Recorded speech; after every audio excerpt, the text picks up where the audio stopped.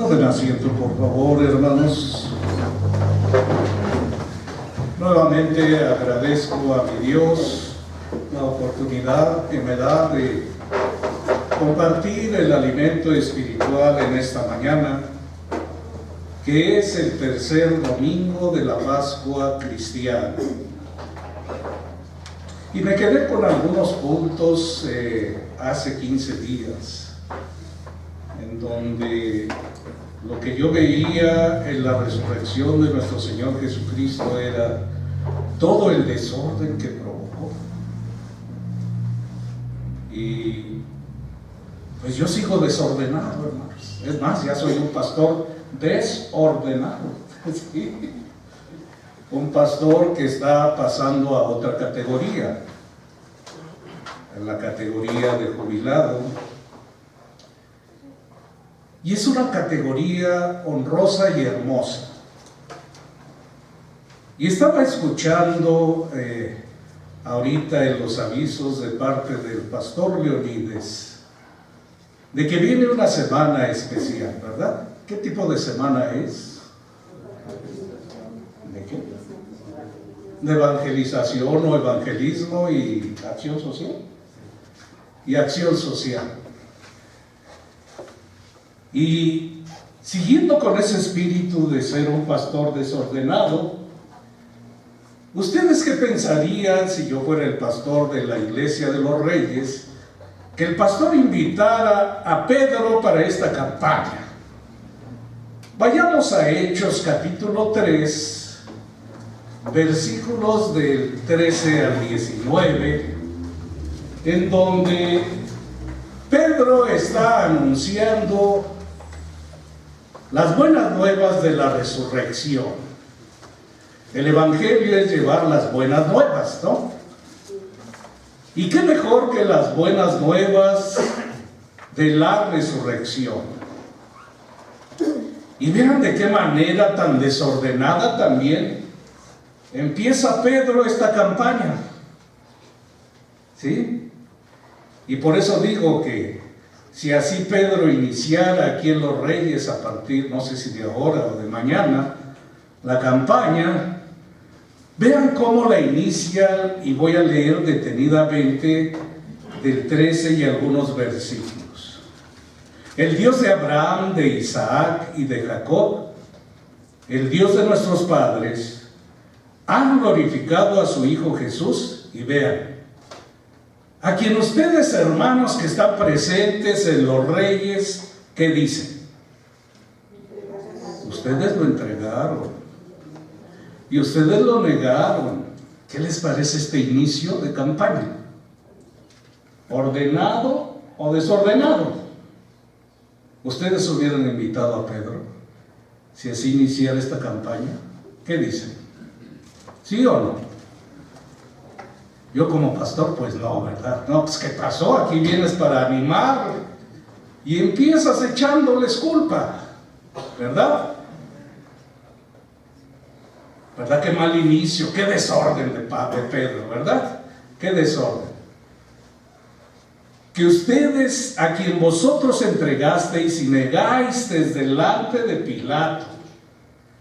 A mí me gusta mucho dialogar con los personajes bíblicos, y si escuchara yo como el pastor Leonides me está escuchando, le diría a Pedro: a ver, espérate Pedro, acepto que digas que lo negasteis delante de Pilato, ¿sí? Y luego, para colmo, ¿qué hizo Pilato? ¿Qué quería hacer Pilato? ¿Qué dice Pilatos? Cuando éste había resuelto ponerle en libertad, y ustedes no quisieron.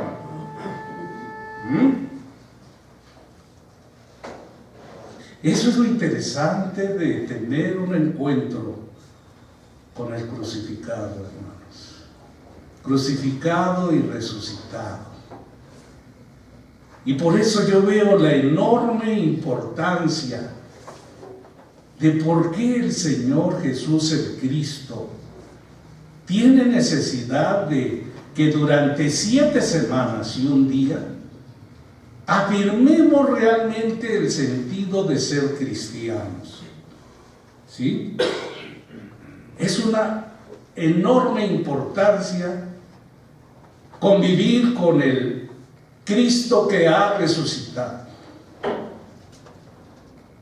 En cualquier campaña de evangelización se tiene que empezar a decir: resucitó la nueva edad, porque Cristo ha resucitado. Y seguimos con la campaña de Pedro. ¿Qué dice en el 14? Mas vosotros negasteis al santo y al justo y pedisteis que se os diese un homicida. Qué bonita manera de evangelizar, ¿verdad? ¿No es de las primeras campañas para convertir a gente al cristianismo lo que está diciendo Pedro? Eso es muy importante. ¿Y qué más sigue? Y matasteis al autor de la vida, a quien Dios ha resucitado de los muertos, de lo cual nosotros somos testigos. Y si nos pasamos al 17, ¿qué más le dice a los hermanos que asisten a los reyes en la campaña de evangelización? Mas ahora, hermanos, sé que son tontitos, no tanto, pero son tontitos, ¿no? Así dice mi Biblia, o así yo lo entiendo. ¿No dice así? Mas ahora, hermanos, sé que por ignorancia lo habéis hecho. Así como también vuestros pastores y hasta sus administradores. Así dice mi Biblia. ¿Quieren venir a ver que así dice? El problema es que cuando sube se empieza a borrar y pone palabras más tranquilas, ¿no? Es necesario que entendamos la razón y el motivo de por qué el Señor resucita.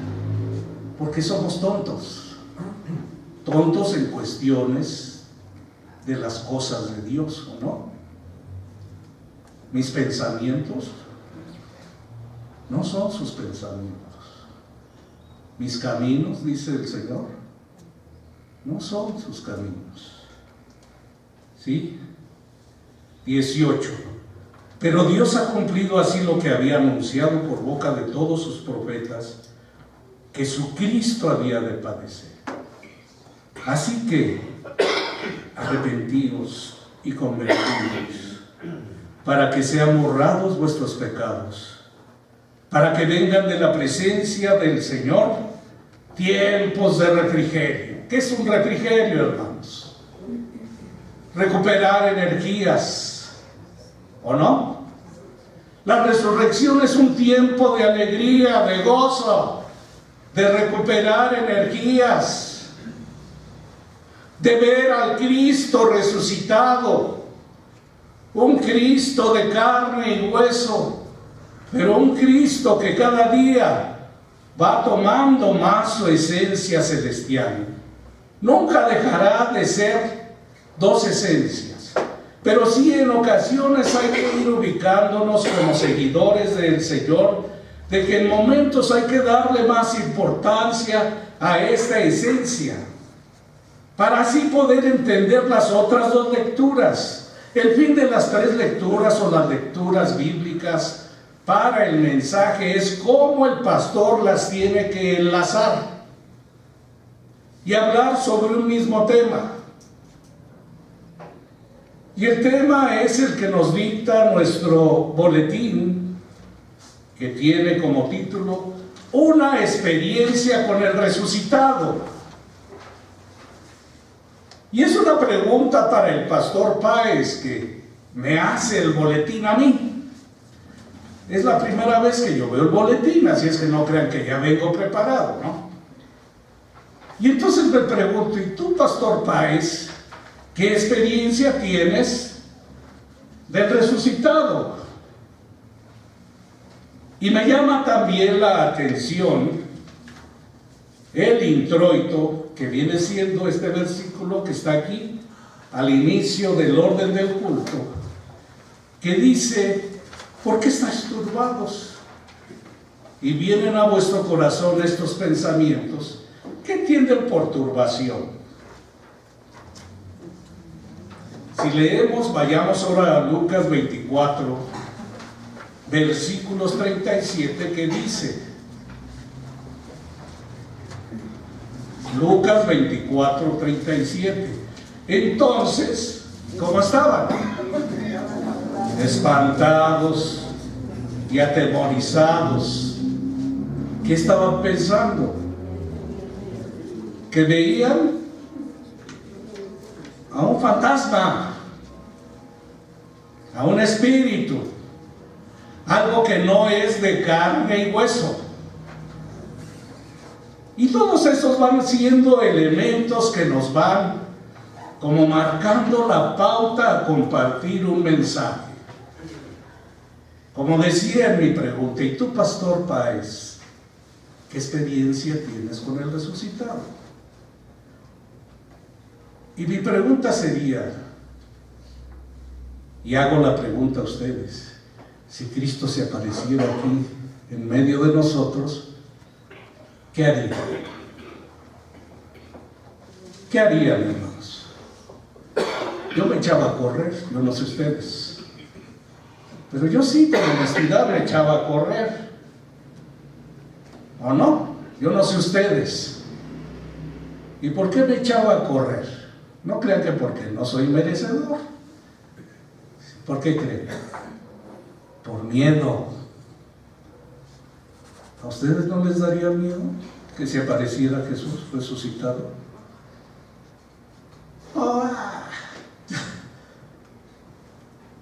Esas son reflexiones serias y profundas, hermanos. ¿Sí? ¿Cómo tengo una experiencia con Jesús resucitado? ¿Seguirá siendo un fantasma? ¿Seguirá siendo algo indiferente? ¿No le daré importancia? Y leyendo la lectura de Lucas 24, en el 35 dice, entonces ellos contaban las cosas que se les habían acontecido en el camino y cómo le habían reconocido al partir el pan. Para eso hay necesidad de leer el capítulo anterior. Y el capítulo anterior, ¿sobre qué habla? Sobre los caminantes a Emaús, ¿o no? ¿Cómo se sintieron ellos? No sentíamos, al final, no sentíamos arder nuestro corazón mientras nos hablaba por el camino. ¿No dice así? ¿No dice así, hermanos? Y también eso me va ubicando a ciertas lecturas bíblicas sobre la perla de mayor precio. ¿Qué pasa con aquel que encuentra la perla de mayor precio? ¿Qué hace para obtener esa perla? Va y vende todo lo que posee. Todo. ¿Y qué será todo lo que posee de valor un ser humano? ¿Qué es lo que yo poseo de valor? Dinero, pues no tengo ni tarjeta bancaria. ¿Sí? Generalmente nos vamos hacia los recursos económicos. Pero todos, en cualquier condición económica en que estemos, tenemos muchas cosas que valoramos, ¿o no? ¿Qué valoran? La salud, la familia, la habilidad para realizar una actividad. ¿Qué más valora? Los conocimientos intelectuales. ¿Qué más? Y eso es lo que está pasando con Pedro. Pedro está valorando el encuentro con el resucitado a grado tal que empieza a decir cosas o palabras desordenadas, ¿verdad? Pero es que él precisamente está siguiendo lo que Dios le está diciendo. Pedro, que era el temeroso, se necesita mucho valor hasta para decirles a ustedes, ¿saben qué? Ustedes mataron al Señor. No se necesita valor para decírselos. ¿Sí? A grado tal de que tal vez el próximo domingo, si es que vengo, si Dios me lo permite, a lo mejor ya no me permite ni entrar a la iglesia. ¿O no? Hay que ver todas esas posibilidades. Se necesita valor para decir cosas que se tienen que decir. Y eso es lo que está pasando con Pedro. Está diciendo cosas que no se dicen de una manera institucional ni formal. Pero es lo que el Espíritu Santo le está diciendo que diga. Y aquí enlazamos Primera de Juan, capítulo 2, versículo 1. Nada más una sola frase. Voy a leer el versículo y la frase que es importante. Hijitos míos, estas cosas os escribo para que no pequéis. Y si alguno hubiere pecado, abogado tenemos para con el Padre, a Jesucristo el justo. ¿Cómo se imaginan a Jesucristo el justo como su abogado? ¿Cómo se lo imaginan? ¿Qué es un abogado?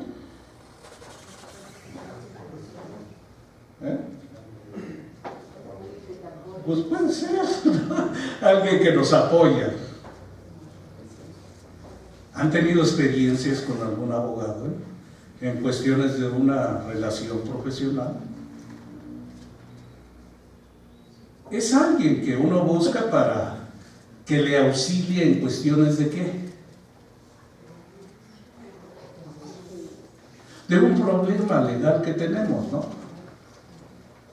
Y por lo tanto, ¿qué tenemos? Tenemos necesidad de un lenguaje especial, ¿sí?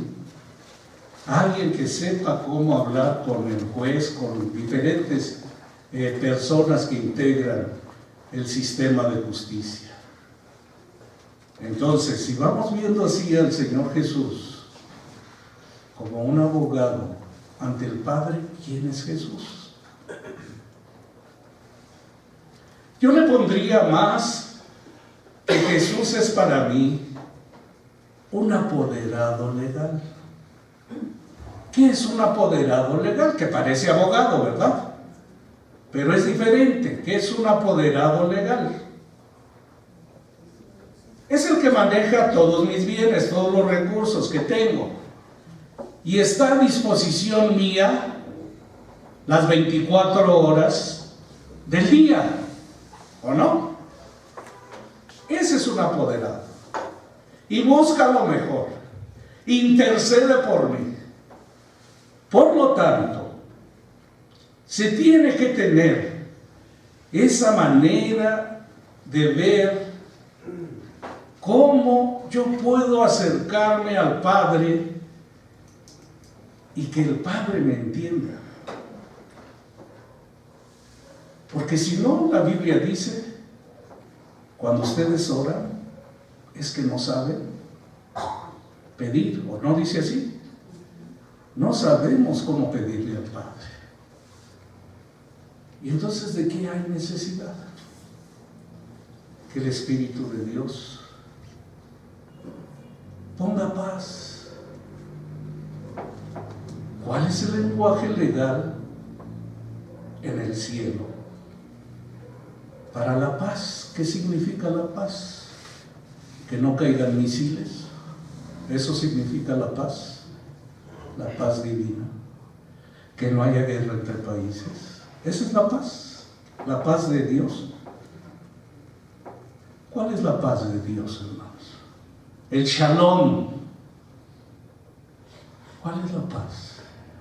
Vean cómo el Espíritu tiene que ir moldeándonos poco a poco para entender los eventos importantes que acontecieron en la vida, muerte y resurrección de nuestro Señor Jesucristo.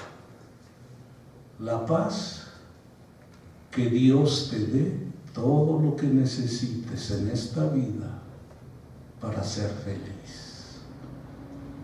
A ti, de manera personal. Esa es la paz de Dios. Que Dios te dé todo lo que necesites en esta vida para ser feliz. ¿Qué tipo de paz desean? ¿La paz entre los seres humanos o la paz de Dios? ¿Verdad que es mejor la paz de Dios? ¿Qué es la justicia? ¿Cuál es la justicia en el Antiguo Testamento? De acuerdo a las leyes de Moisés, ¿cómo es la justicia? Si me sigues, recibirás bendición. Si no me sigues, pues recibirás no mi maldición de parte de Dios, sino las consecuencias de dejar de lado a Dios. ¿Sí? Es decir, ¿cumples o no cumples de acuerdo a la ordenanza de la ley? ¿Cuál es la justicia de Jesucristo? Resucitado. ¿Cuál es la justicia? La justicia de Jesucristo es interceder al Padre. Mira, Señor, va a venir el pastor Páez y tú lo conoces. ¿Cómo es? ¿No? ¿Cómo es el pastor Páez, hermanos? ¿No me conocen? ¿No? Qué bueno que no me conozcan, porque si me conocieran, ¿verdad? Pues yo por eso recurro a Cristo resucitado. Esa es mi experiencia. Mi experiencia es, sí, Señor, es peor que Pedro el pastor. ¿Sí? Nada más abre la boca y dice puras cosas que no piensa, que no razona. Pero yo lo amo. Y por eso está dialogando con el Padre. Y por eso murió. Por su pobreza. Así que ya no hay que aplicarle la ley. Ahora que está salvo. Está salvo.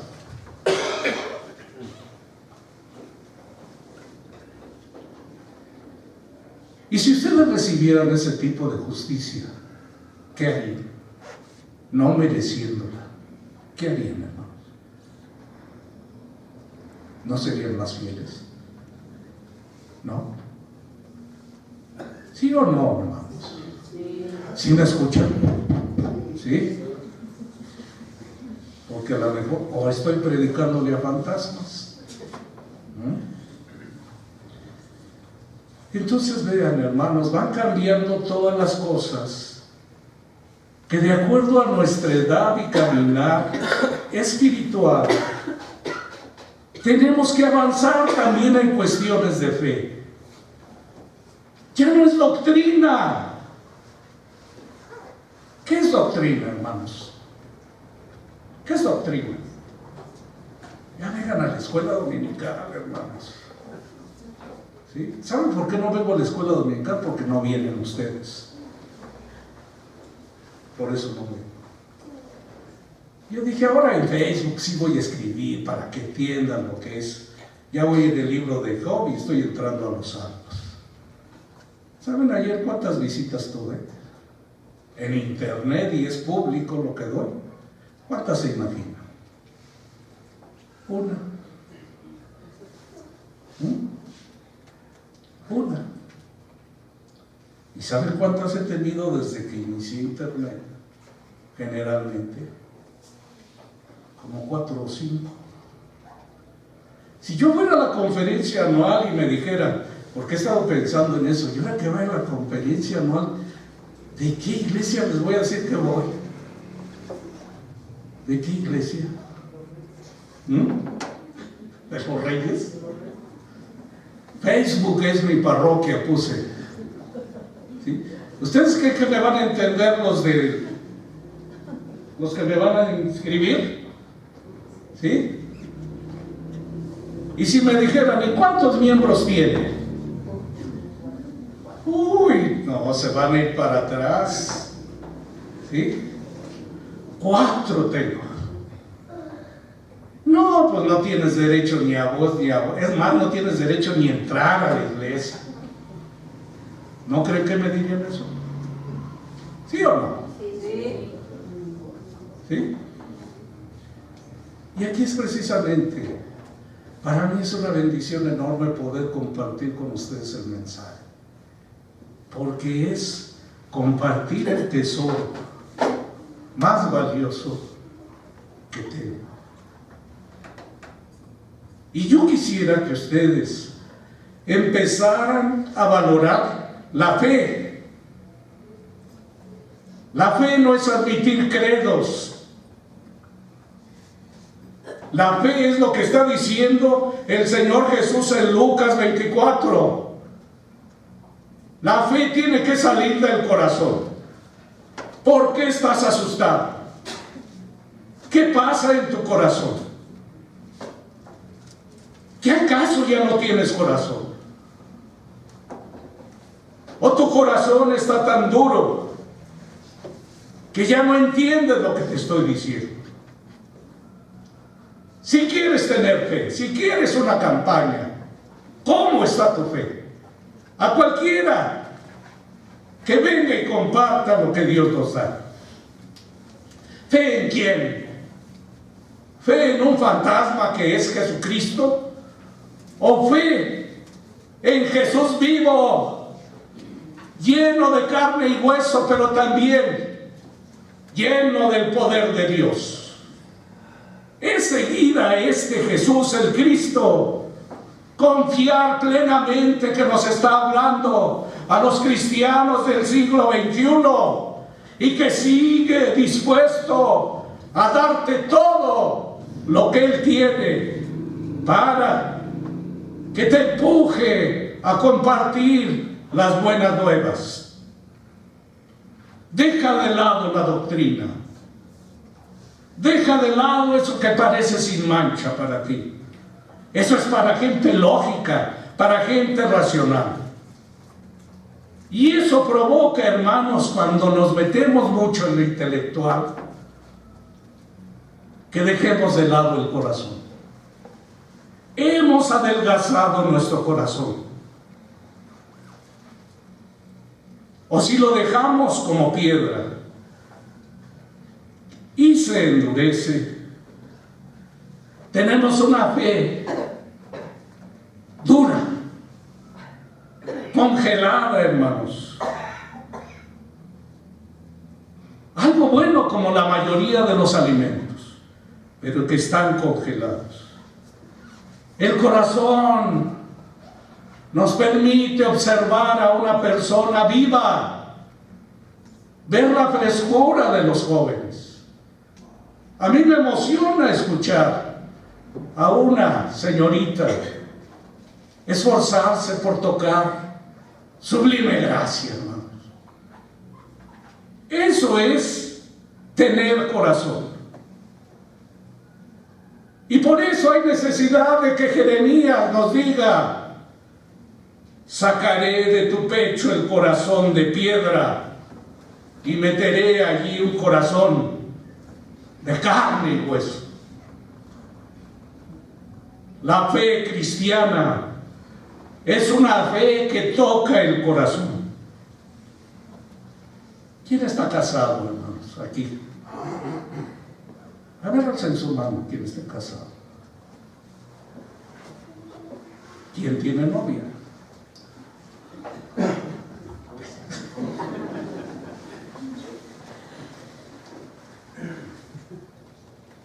¿Y le llegaron con un libro de disciplina de casamiento a la novia o al novio? ¿Así les llegaron? ¿Cómo les llegaron? No sacan lo mejor de ustedes acá, hasta se peinan y se bañan, tanto unos como otros, ¿no? ¿Y por qué lo hacen? ¿Qué va implicado? El afecto. Es alguien a quien estimo. Es alguien a quien valoro. La enseñanza de este domingo en particular, hermanos, porque luego tengo el problema de que la doctrina, por ejemplo, estoy a punto de decirles que ahora la doctrina bíblica de la resurrección, la forma en que me enseña el Señor Jesús, es a través de un desayuno con un pescado zarandeado ahí, o al mojo de ajo. Si ustedes se quedan con eso, ¿qué van a pensar de mí? Estoy loco, ¿no? Y sí estoy loco, hermano, sí estoy loco, ¿sí?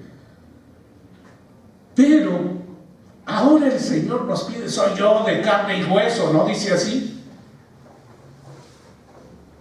¿No dice así la Biblia? Por eso es que pide algo de comer. A ver, compárteme tu alimento. No quiero que te sientas que soy algo especial, algo tan grandote. Quiero convivir contigo en los alimentos. Y cuando alguien comparte los alimentos, ¿cómo se sienten unos y otros? Y más si uno no paga, hermanos. ¿Cómo se siente? Ay, Señor, dame más de estas bendiciones, ¿verdad? Yo así veo al Señor Jesús. El Señor Jesús nunca le fallaban las invitaciones y todas las aceptaba. ¿O no? ¿No han leído eso? Así es que, bueno, ahorita no puedo, pero el día que pueda, tengan la seguridad de que no fallaré a sus invitaciones. Y hasta haré mi listota, ¿sí? Y es precisamente hoy el Señor Jesús nos enseña que el resucitado es una gente que convive de manera cotidiana con vida.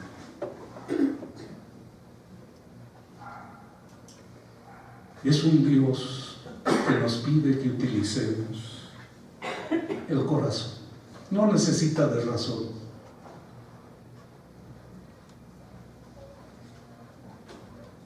¿A ustedes les gustan los cuadros que les llaman bodegones?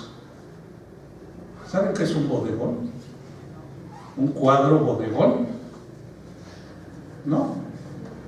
Pues son los que ponen en la cocina. ¿Qué ponen en la cocina, hermanos? En los cuadros. A ver, mi esposa, ¿qué cuadro hay en la cocina o en la sala, en el comedor? ¿Qué cuadro hay? En los dos cuadros que ahí tenemos.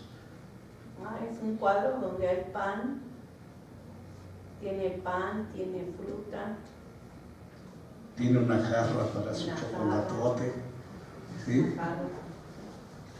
¿Sí? Esos son los bodegones. ¿Sí? Y si ustedes los ven, ¿qué sienten? Hambre, ¿verdad?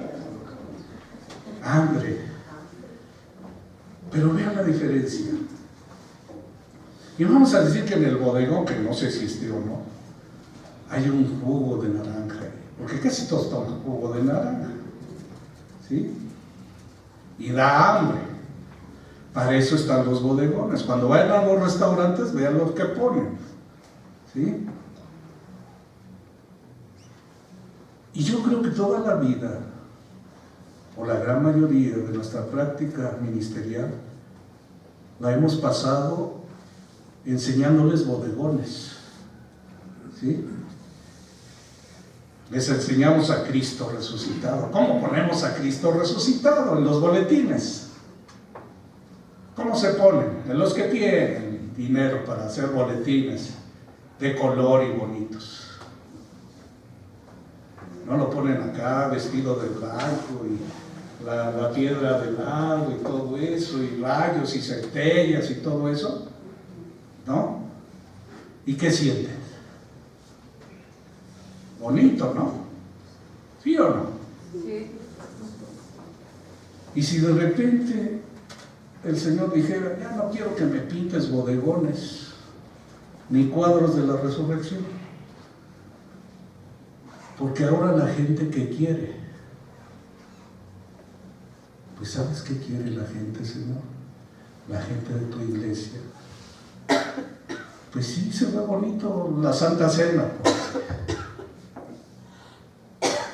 Pero yo quiero que el pastor Páez me enseñe qué sabor tiene el jugo de naranja que está tomando con el Cristo resucitado.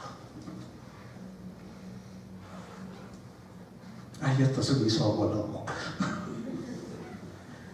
Así sientan la práctica religiosa. Esto es para ti.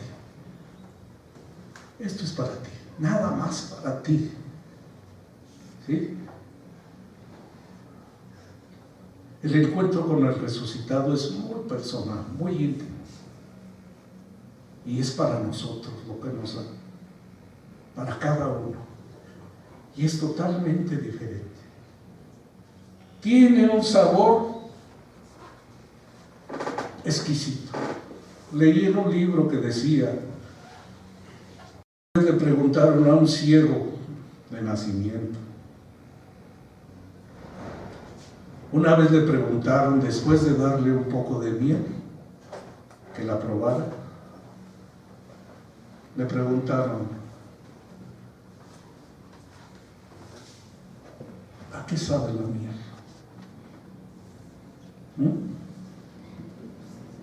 Descríbeme el sabor de la miel. ¿Y qué les dijo el ciego? ¿Qué podría haberles dicho? ¿Ustedes creen que se imaginaba cómo era la miel? No.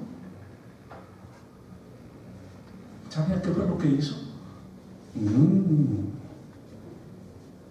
Así es una experiencia con el resucitado.